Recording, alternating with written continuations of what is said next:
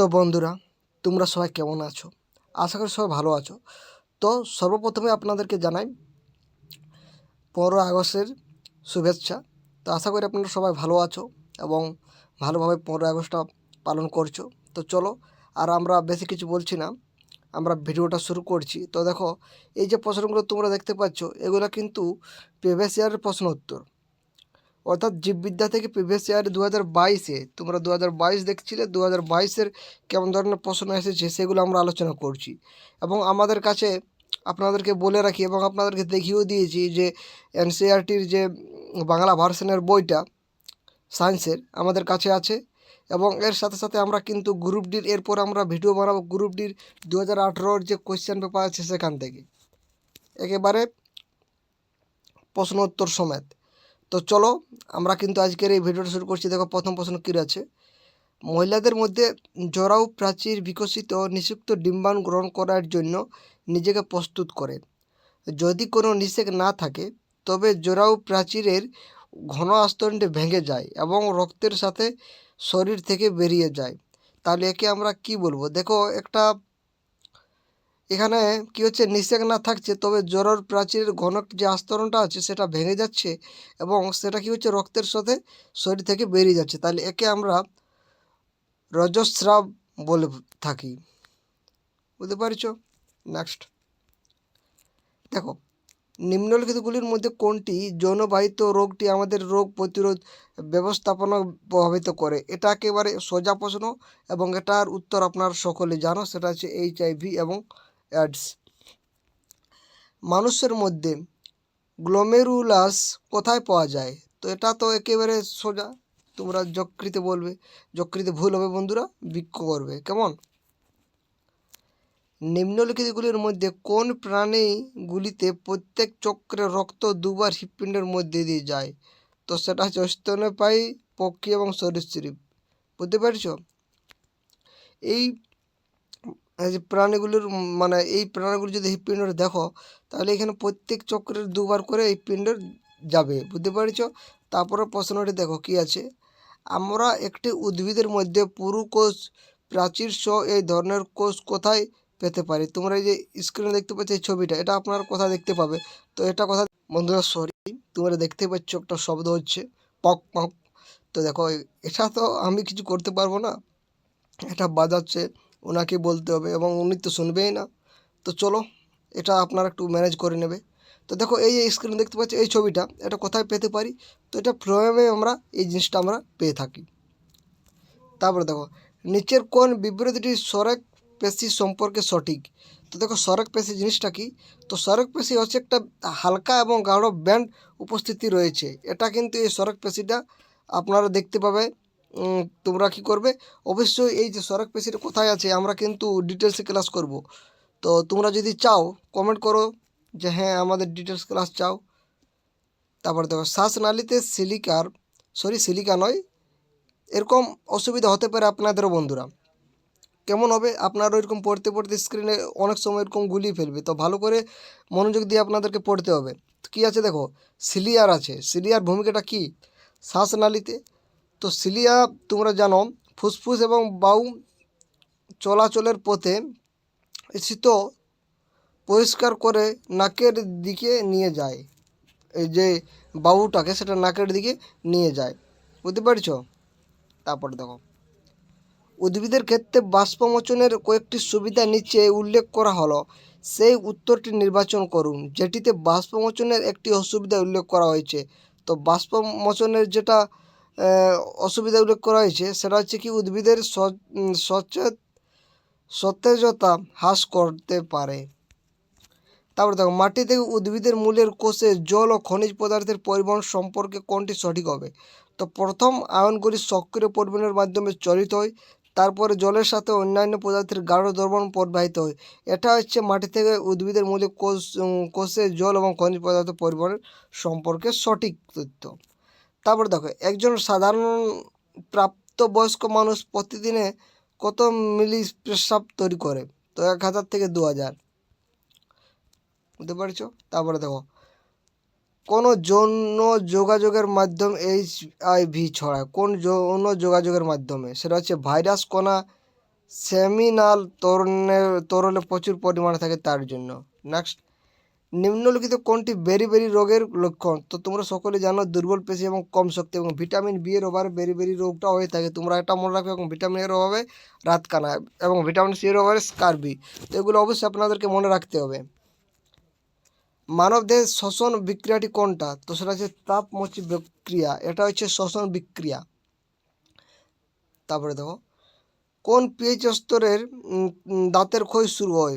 তো পিএইচ স্তর যখন 5.5-এর নিচে হয়ে যাবে তখনই কিন্তু আমাদের কী হবে, দাঁতের ক্ষয়টা শুরু হবে।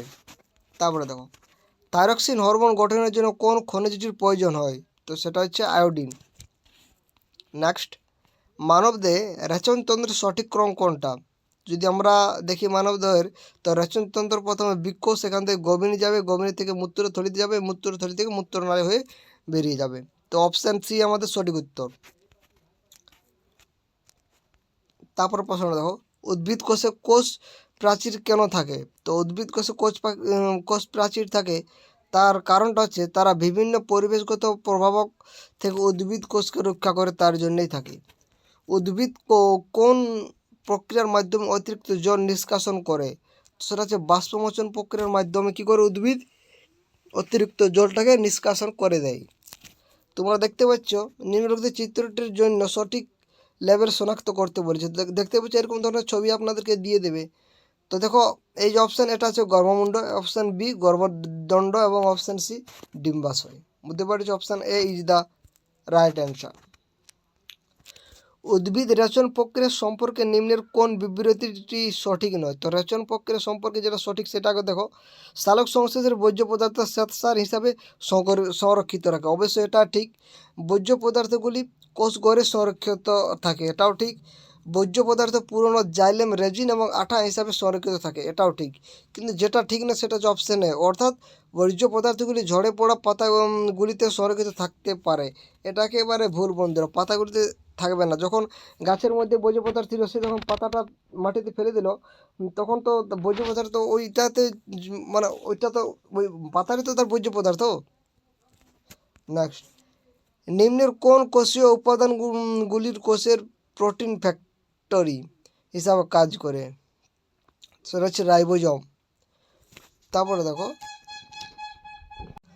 তো বন্ধুরা দেখতেই পাচ্ছ কেমন ডিস্টার্ব হচ্ছে, তো একটু তোমরা অ্যাডজাস্ট করে নাও। তো দেখো, ফুসফুসে উপস্থিত বেলুনের মতো গঠনকে কি বলে যেখানে গ্যাসের আদান প্রদান ঘটে? তো সেটাকে আমরা বায়ুথলি বলি। Option B is the right answer. একজন স্বাস্থ্যবান পূর্ণবয়স্ক ব্যক্তির বৃক্কে দৈনিক 180 লিটার পদার্থ পরিশ্রুত করে, কিন্তু একজন ব্যক্তির মাত্র 1 লিটার অথবা 1.5 লিটার মূত্র ত্যাগ করে। পুনঃশোষিত পরিশ্রুত পদার্থের পরিমাণ কোন কারণগুলির উপর নির্ভর করবে? তো সেটা অবশ্যই ত্যাগ করার মতো অতিরিক্ত জল এবং দ্রবীভূত রেচন পদার্থের পরিমাণের উপরে নির্ভর করবে। তারপরে, মস্তিষ্কের সবচেয়ে বড় অংশ কোনটা? Cerebrum. Option B is the right answer. সিগারেটের ধূমপান আমাদের স্বাস্থ্যের পক্ষে ক্ষতিকারক, তার কারণ হচ্ছে এটি ঊর্ধ্ব শ্বাসনালী সিলিয়াকে ক্ষতিগ্রস্ত করে, অর্থাৎ সিলিয়া থেকে কিন্তু আপনাদেরকে প্রশ্ন দিচ্ছে। এবং সিলিয়া কি কাজ করেছে আপনারা একটু আগে দেখলেন, যে আমাদের বায়ুটাকে, আমাদের অক্সিজেনটাকে ভালোভাবে চালিত করছে। সর্বজনীন রক্তগ্রাহিতা গ্রুপ হচ্ছে কোনটা? সেটা হচ্ছে এবি, এবং দাতা সেটা হচ্ছে ও। তো এগুলো মনে রাখবে। রক্তের শোধন যে অঙ্গে হয় সেটা হচ্ছে ফুসফুসে হয় রক্তের শোধন। হিমোগ্লোবিনের কাজ কি? তো সেটা হচ্ছে অক্সিজেন পরিবহন করা, এটা হচ্ছে হিমোগ্লোবিনের কাজ। যার মধ্যে লাল রক্তকণিকা উৎপন্ন হয় সেটা হচ্ছে অস্থিমজ্জা। Option D is the right answer. উঁচু অঞ্চলে মানুষের রক্তে আরবিসির পরিমাণটা কেমন হবে? তো সংখ্যা বেড়ে যাবে। পেস মেকার যার সঙ্গে সম্পর্কযুক্ত সেটা হচ্ছে হৃৎপিণ্ড। স্পাইনাল নার্ভের সুষমা স্নায়ুর সংখ্যা হচ্ছে কটা? তো এগুলোর মধ্যে কোনোটিই নয়। তোমরা যদি জানো অবশ্যই কমেন্ট করে জানাবে। আলফা ক্যারোটিন নামক প্রোটিন থাকে কোথায়? সেটা হচ্ছে ত্বকে থাকে। Option B is the right answer. মানুষের পরিপাক নালীর কোন অংশে সবচেয়ে বেশি খাদ্য পাচিত হয়? সেটা হচ্ছে ক্ষুদ্রাতন্ত্রে। পরিপাক নালীর কোন অংশ থেকে পেশক পদার্থ রক্ত দ্বারা শোষিত হয়, সেটা হচ্ছে বৃহদন্ত্র। লালা গ্রন্থির যে উৎসেচক পাওয়া যায় তার নাম হচ্ছে ptyalin. Option C is the right answer. Survival of the fittest কথাটি প্রথম বলেছেন হারবার্ট স্পেন্সার। ড্যাশ শোষণ একটি যান্ত্রিক পদ্ধতি, অক্সিজেন সাহায্যে শক্তি উৎপাদনের কারণে অ্যারোবিক রেসপিরেশন। এটা হচ্ছে অ্যারোবিক রেসপিরেশন শোষণ একটি যান্ত্রিক পদ্ধতি, অক্সিজেনের সাহায্যে শক্তি উৎপাদনের কারণে। মাছ প্রতিপালন সংক্রান্ত বিদ্যাকে আমরা কি বলে থাকি, সেটা তোমরা অবশ্যই এখানে কমেন্ট করে জানাবে। 4টি অপশান তোমরা দেখতে পাচ্ছ, তোমরা ওকে সবাই বলবে পিসিকালচার বলি, তো সেটাই সঠিক হবে। নিম্নলিখিত কোন পেশি সবচেয়ে শক্তিশালী, সেটা হচ্ছে চোয়ালের পেশি, এবং সবচেয়ে নরম, তো সেটা আমাদের কানের মধ্যে রয়েছে সেই হাড়টা, পেশি বলবো না, হাড়টা, সেটার কী নাম কমেন্ট করো। সর্বপ্রথম কার দেহে করোটির খুলির সফলভাবে প্রতিস্থাপন করা হয়েছিল, সেটা হচ্ছে জিম বয়সান। কোষের শক্তিকর আমরা সকলেই জানি মাইটোকন্ড্রিয়াকে বলে থাকে। নেক্সট, পতঙ্গভুক উদ্ভিদ যে মাটিতে জন্মায় সেই মাটিতে কম থাকে কি, সেটা হচ্ছে নাইট্রোজেন থাকবে। অর্থাৎ যে মাটিতে দেখবে পতঙ্গভুক উদ্ভিদ জন্মাচ্ছে, তাহলে সেই মাটিতে নাইট্রোজেন পরিমাণ কম আছে, তার জন্যই সেখানে জন্মাচ্ছে। তারপরে দেখো, নিচে উল্লেখিত কোনটি একই গোষ্ঠীর অন্তর্ভুক্ত নয়, সেটা হচ্ছে সরীসৃপ। কিন্তু সাপ, টিকটিকি, কুমিল্লা সবই কিন্তু একই, কিন্তু সরীসৃপটা আলাদা। সাধারণভাবে ট্রপিজম সম্বন্ধিত হচ্ছে কোথায়, সেটা উদ্ভিদের বৃদ্ধির দিকে। রক্তের কোন উপাদান খাদ্য, কার্বন ডাইঅক্সাইড ও নাইট্রোজেন ঘটিত দূষণ পদার্থ পরিবহন করে, সেটা হচ্ছে প্লাজমা।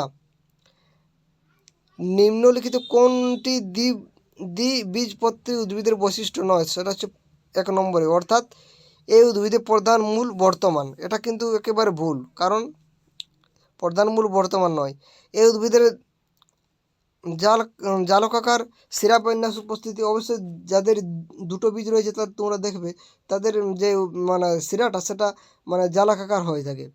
এই উদ্ভিদের গুচ্ছমূল দেখতে পাবো আমরা, একটা মূল কোনোদিন দেখতে পাবো না, আমরা অনেকগুলো মূল দেখতে পাবো এই দ্বিবীজপত্রী উদ্ভিদের। এই উদ্ভিদের দুটি বীজ থাকবে, অবশ্যই এটা একেবারে ঠিক। মানে কি, দুই। যে বিশেষ কলার সাহায্যে ভ্রূণ মায়ের রক্ত থেকে পুষ্টি পায়, সেটি হচ্ছে প্লাসেন্টা। প্রস্টেট গ্রন্থি নিচে কোথায় থাকে, তো মূত্রাশয় বা ইউরিন ব্লাডার থাকে। হাইড্রার প্রজনন ঘটে মুকুলোদ্গম প্রক্রিয়া, যাকে আমরা বার্ডিং বলি। মাইটোসিস কোষ বিভাজনের কোন দশায় ক্রোমোজোমগুলি নিরক্ষীয় তলে অবস্থান করে, সেটা হচ্ছে মেটাফেজ দশায়। ইমপ্লামেশন কোন প্রক্রিয়াকে বলা হয়ে থাকে, সেটা হচ্ছে গর্ভাশয়ের অভ্যন্তরের সঙ্গে জাইগোটের যুক্ত হয়, এটাকে বলা হয়ে থাকে। আমরা খাদ্য থেকে যে শক্তি সংগ্রহ করি তা কোন রূপে সঞ্চিত হয়ে থাকে, সেটা হচ্ছে গ্লাইকোজেন রূপে সঞ্চিত হয়ে থাকে। উভয়চর উদ্ভিদের নিম্নলিখিতগুলির কোন শ্রেণীর অন্তর্ভুক্ত নয়, সেটা হচ্ছে ব্রায়োফাইটা। টেস্টিস থেকে খরিত হরমোন কোনটি, সেটা হচ্ছে কোনটি, টেস্টোস্টেরন হবে নাকি? স্ত্রী প্রজননের কোন অংশে প্রতি মাসে বাড়ন্ত ভ্রূণের ধারণ এবং পোষণের জন্য নিজেকে তৈরি করে, সেটা হচ্ছে গর্ভাশয়। নিচের কোনটি যৌন এবং ওজন উভয় পদ্ধতি বিস্তার লাভ করতে পারে, সেটা হচ্ছে হাইড্রা। একটি উদ্ভিদের genotype small T T capital R small R হলে ফিনোটাইপটা কী হবে, সেটা হচ্ছে কী হবে, তোমরা দেখো স্মল টি দিয়ে খাটোকে বোঝাবে এবং বড় যে আর সেটাতে গোল হবে। কোন ভিটামিনের অভাবে শরীর থেকে অতিরিক্ত রক্তপাত ঘটে, ভিটামিন কে। ট্যাক্সোনমির শ্রেণীবদ্ধকরণের প্রাথমিক একক কী, সেটা হচ্ছে স্পিসিস। শরীরের যে অংশে ঐচ্ছিক কাজ করে আমাদের শরীরের ভারসাম্য প্রভৃতি নিয়ন্ত্রণ করে, তাকে আমরা কি বলি, সেরিবেলাম বলি। উদ্ভিদের দৈর্ঘ্য বৃদ্ধির জন্য প্রয়োজনীয় কোনটি প্রয়োজনীয় নয়, সেটা হচ্ছে কোনটা প্রয়োজনীয় নয়, সেটা হচ্ছে সোডিয়াম। কিন্তু ক্যালসিয়াম, ফসফরাস, নাইট্রোজেন এগুলো অবশ্যই প্রয়োজন। তোমরা দেখো অনেকে সার ব্যবহার করে PKN নাম শুনেছ। তারপরে দেখো, কোন গাছ শুধুমাত্র বীজ উৎপাদন করে এবং ফল উৎপাদন করে না, সেটা হচ্ছে সাইকাস। এগুলা মনে রাখতে হবে বন্ধুরা। মোড়কের জন্য কোন গাছের পাতা ব্যবহার করা হয়, সেটা হচ্ছে তেন্ডু। নেক্সট, মশার কয়েলে যে পরিধৃণ ব্যবহার করা হয় তা কোথা থেকে পাওয়া যায়? সেটা হচ্ছে একবীজপত্রী উদ্ভিদ থেকে পাওয়া যায়। কোন ফসলের উদ্ভিদের জন্য নাইট্রোজেন ফিক্সিং ব্যাকটেরিয়া উপকারী? সেটা হচ্ছে সিম্ব জাতীয় শস্য অর্থাৎ লেগুম। নাইট্রোজেন ফিক্সেশনে লেগিমোগ্লোবিনের ভূমিকা কী? সেটা হচ্ছে অক্সিজেন শোষণ করতে। হিমায়নের পদ্ধতিতে রেফ্রিজারেটরের কী করা হয়? তো ব্যাকটেরিয়াকে নিষ্ক্রিয় করা হয়। পরাগ রেণু পাওয়া যায় কোথায়? আস্তারস। অক্সিজেনের সাহায্যে শক্তি উৎপাদনের কারণে হওয়া ড্যাশ হলো একটি যান্ত্রিক পদ্ধতি হওয়া শোষণ। সেটা হচ্ছে আরবিক রেসপিরেশন। নিচে দেওয়া কোন শস্যটি ঘাস নয়? সেটা হচ্ছে আলমন্ড। এগুলো ঘাস নয়, কিন্তু ঘাস তোমরা দেখতে পাচ্ছ সবাই, হ্যাঁ, আলফা বাম্বু এগুলো সবই ঘাস, কিন্তু ঘাস নয়, সেটা হচ্ছে আলমন্ড। বায়োলজির কোন শাখার টিস্যু সম্বন্ধে অধ্যয়ন করা হয়? তো এটা তোমরা কমেন্ট করে জানাবে। নিচের কোনটি একটি ল্যাকটিক অ্যাসিডের স্বাভাবিক উৎস? ল্যাকটিক অ্যাসিড কোথায় থাকে? তোমরা সকালে জানো দুধে থাকে। এটা আমরা বারবার বলে আসছি যে বিভিন্ন, এবং পিঁপড়ে কী থাকে? ফর্মিক অ্যাসিড থাকে। জীবের ওই দশাকে কী দশা বলা হয় যখন স্ত্রী জননকোষ নিম্নোক্ত না হয়ে নতুন জীবের সৃষ্টি হয়? সেটা হচ্ছে পার্থেনোজেনেসিস বলে। তারপর নেক্সট প্রশ্ন, যে খাদ্য শৃঙ্খল শুরু হয় উদ্ভিদ এবং উৎপাদন দিয়ে এবং শেষ হয় মাংসাশী স্তন্যপায়ী খাদ্যকর দিয়ে, তার নাম হচ্ছে গ্রেজিং খাদ্য শৃঙ্খল। সোয়াইন ফ্লু এর আরেকটা নাম হচ্ছে কি? Spanish flu. গাছের ফুসফুস হচ্ছে কি? পাতা। মানুষের ভ্রূণের প্রাথমিক অবস্থা দেখা যায় ফুলকা ছিদ্রের মতো সাময়িক গোলবিলীয় ছিদ্র। মানুষের ডিএনএ ফিঙ্গার প্রিন্টিং কে প্রবর্তন করে? সেটা আছে অ্যালেক্স জেফ্রি। কোন গুপ্তবীজি বলা আছে, গুপ্তবীজি উদ্ভিদ ভেসেলবিহীন? সেটা আছে রোডোডেনড্রন। কোন উদ্ভিদের অর্থনৈতিক গুরুত্ব কমে যাবে যদি এর ফলে পার্থেনোকার্পি পদ্ধতি উৎপাদন করা হয়? সেটা হচ্ছে বেদানা। একটি বুলিমিয়াকে ভালোভাবে বর্ণনা করে কি? Eating disorder. স্তর বিন্যাসে কীভাবে প্রজাতির বন্টন করা হয়? সেটা হচ্ছে উলম্বভাবে। মানবদেহ খাদ্যনালীর মাধ্যমে যায়, যার শেষ হয় মলদ্বারে এবং শুরু হয় কোথায়? সেটা হচ্ছে মুখগহ্বর। নিচের চারটির মধ্যে তিনটি কি আছে? সেন্টেরা প্ল্যানাম এর উদাহরণ এবং একটি গ্রুপ গঠন করে, কোনটি এর দলের অন্তর্ভুক্ত নয়? সেটা হচ্ছে লিভার ফ্লপ। যাই এই কোশ্চেন একটা বুঝতে পারছি না। বিজোড়টি বেছে নাও। এখানে কী আছে? রাবার, কটন, শন, পাট। এখানে রাবারটা হচ্ছে বিজোড়। স্নায়ুর সমন্বয় সাধিত হয় যার দ্বারা? সেটা হচ্ছে সেরেবেলাম ইকুইলিব্রিয়াম দ্বারা। গ্লুকোজ এক প্রকার কি? সেটা হচ্ছে হেক্সোজ শর্করা।